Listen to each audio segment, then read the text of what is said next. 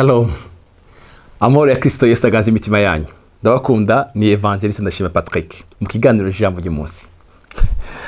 Ndabashimiye ngine muri mukurikirana ibiganiro byacu. Imana yacu bahezagire cyane. Uyu munsi wa none ndafite ijambo riri ku mutima rivuga ngo hejuru imbabazi z'Imana. Imbabazi z'Imana. Bene data. Ndiho kubera imbabazi z'Imana. Ndibuka. Itariki imwe ntazigira nibagirwa mu buzima bwanje. Njyamye munsi y'ifuso. Munsi y'ifuso. Ifite toni zibiri z'isima. Imbabazi z'Imana zarankuyeho. Uyu munsi ndahagaze ndiko ndababwira ijambo ry'Imana kubera imbabazi z'Imana. Nawe hari imbabazi z'Imana wabonye muri buno buzima? Nta muntu n'umwe utigeze ubona imbabazi z'Imana. Ngiye kubabwira hejuru imbabazi z'Imana. Iki kintu naragitahuye cyane. Ngomba kwatura imbabazi z'Imana ku buzima bwanje, ugomba kubyatura bikaba indirimbo yawe. Imbabazi z'Imana. Zaburi ya 94 umurongo wa 17 haravuga ngo iyo uhoraho ataba umutabazi wanje, iyo uhoraho ataba ari we umutabazi wanje, ubugingo bwanje buba bwaraciye bugerera ahantu hagacerede. Iyo taza kuba ari umwami wanje, ubugingo bwanje sibandi ngaha. Umurongo ukurikira ukavuga ngo wa 18 kivuga nti ikirenge cyaje kiranyerereye, imbabazi zawe uhoraho we zarandamiye.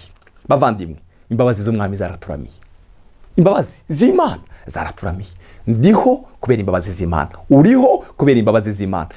Umva, hariho imbabazi z'Imana zaturamiye. Satani yarateze mu gitondo, atega mu ijoro, atega turyamye, ariko imbabazi z'Imana. Dawudi yavuze ngo kivuga ngo ndanyereye. Imbabazi zawe Mana zaraje zirandamira, sinagwa hasi. Yarazi ngo ndagwa hasi. Imbabazi z'umwami waje. Oh, haleluya. Uriho kubera imbabazi z'Imana. Umva, ndashaka ko wimenyereza kwatura imbabazi z'Imana ku buzima bwawe. Imbabazi z'Imana. Luka yaranditse ijambo ryize igice cya 1 umurongo wa 78 haravuga ngo kubw'umutima w'imbabazi w'Imana yacu. Haleluya. Kubw'umutima w'imbabazi Imana yacu. Yesu agira umutima w'imbabazi. Kubw'umutima w'imbabazi w'Imana yacu niwe uzotuma umutwenzi turasira uvuye mu ijuru. Ndagusengera ngo umutwenzi urasira ubuzima bwawe. Umutwenzi urasire hahandi ari umwijima, hariho umutima w'imbabazi w'Imana. Cya kibazo ufise ndakubwiye ngo ari umutima w'imbabazi w'Imana ushaka kuyigukuramo. Zaburi ya 23 umurongo wa 6 haravuga ngo nukuri ngo ibyiza n'imbabazi. Haleluya. Bizonyomaho imisi yose kubaho kwanje, naje soba mu ngoro y'umwami. Ibyiza n'imbabazi. Ndakwifurije ibyiza n'imbabazi. Ndakwifurije ibyiza bigendere hano, imbabazi zigendere hano, ugendere mu byiza n'imbabazi. Nukuri ibyiza n'imbabazi bizonyomaho imisi yose yo kubaho kwanje, naje nzoba mu ngoro y'umwami. Mureke babwira gakoroka inkuru yanesheje mu ijambo ry'Imana yanditse mu gitabo cya Luka. Yesu agendana umutima w'imbabazi. Wagiye mu gisagara cy'Inayini. Haleluya. Ngo ahura n'abagiye guhamba umwana w'ikinege. Iseri yarapfuye, nyina yari umupfakazi. Ngo bahuye kubera umutima w'imbabazi wa Kristo Yesu. Kandi umutima aracyawufite ku buzima bwawe nawe. Tubihebure. Hari umutima w'imbabazi w'Imana ku buzima bwawe. Ngo abonye bajya abantu, abonye umubabaro wa nyina, abonye ukuntu bariko bararira. Ngo arababwira ngo nimushire umurambo hasi. Bawushira hasi. Yesu kubera umutima w'imbabazi. Haleluya. Ngo ukora aramubwira ngo mwana umuhungu byuka. Ngo umwanya w'umuhungu aravuka. Haleluya. Ngo amuha nyina ahara mubabaro, ahara agahinda, ahinduka indirimbo sha baririmba Yesu. Oh, haleluya. Yesu aracyakora n'ubu. Uwo mutima w'imbabazi aracyawufise ku buzima bwawe. Ndagusengera, haleluya, ngo witwararike kwatura aya majambo ku buzima bwawe. Imbabazi z'Imana. Haleluya. Nukuri ibyiza n'imbabazi bizonyomako. Banaraguye hasi, simba ngihumeka. Ariko ndashima Imana yaje, ndashima umwami wanje, ndashima Kristo Yesu wapfuye akazuka kubera imbabazi ziwe.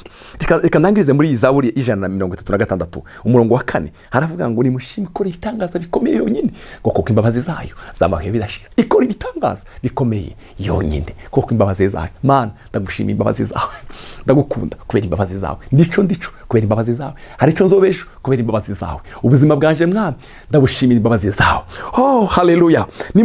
Reka nsome umurongo wa 23 yaratwibutse aho twari mu bagogwa ngo kuko imbabazi zayo zamahe bidashira. Hari umunsi wari mu marira, hari umunsi wari ufite agahinda. Imbabazi z'Imana zigusanga ahandi zikuremera indirimbo sha. Ndasenze ngo imbabazi z'Imana zikuremera indirimbo sha. Imbabazi z'Imana zikuremere Zaburi yawe.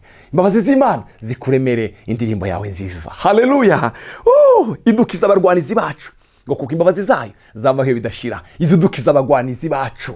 Hari igihe abantu baguhagurukira imbabazi z'Imana zikahagarara zikakugwanirira. Haleluya. Hari igihe uzuryama abagwanizi bakaza imbabazi z'Imana zikahaguruka zikakugwanira usinziriye nta makuru. Imbabazi z'Imana zikakugwanira. Igaburira ibifise imibiri byose kuko imbabazi zayo zamaho bidashira. Izigaburira ibifise imibiri byose, izigaburira wa mana we abaroshe n'abahambaye kubera imbabazi zayo. Nimushime Imana yo mwijuru kuko imbabazi zayo zamaho bidashira. Haleluya. Ndatuye imbabazi z'Imana ku buzima bwawe. Ndatuye imbabazi z'Imana. Satani yagira ngo agatega imitego. Hari imbabazi z'Umwami ziteguye kukuramira. Haleluya. Hari imbabazi z'Umwami nikora ibitangaza bikomeye yonyine kuko imbabazi zayo nukuri. Ivyiza n'imbabazi bizonyomaho imisi yaje yose kubaho. Ivyiza n'imbabazi bizonyomaho imisi yose kubaho kwanje nanje nzoba mu ngoro y'Umwami. Haleluya. Turagukunda Yesu, turagushimiye kubwo imbabazi zawe. Haleluya. Dawudi yavuze ngo kivuga ngo ndanyereye imbabazi zawe Mana zarashe zirandamira. Oh haleluya. Kivuga ngo ndanyereye imbabazi zawe zarashe zirandamira. Ndagushimiye kubwo imbabazi zawe, ndagukunda kubwo imbabazi zawe. Oh uraganshije Mana, amashimwe kugarukire. Icubahiro kibi cyawe Mana. Oh haleluya. Ndashimira imbabazi zawe, icubahiro kibi cyawe mu izina rya Yesu Mwami wacu. Amen.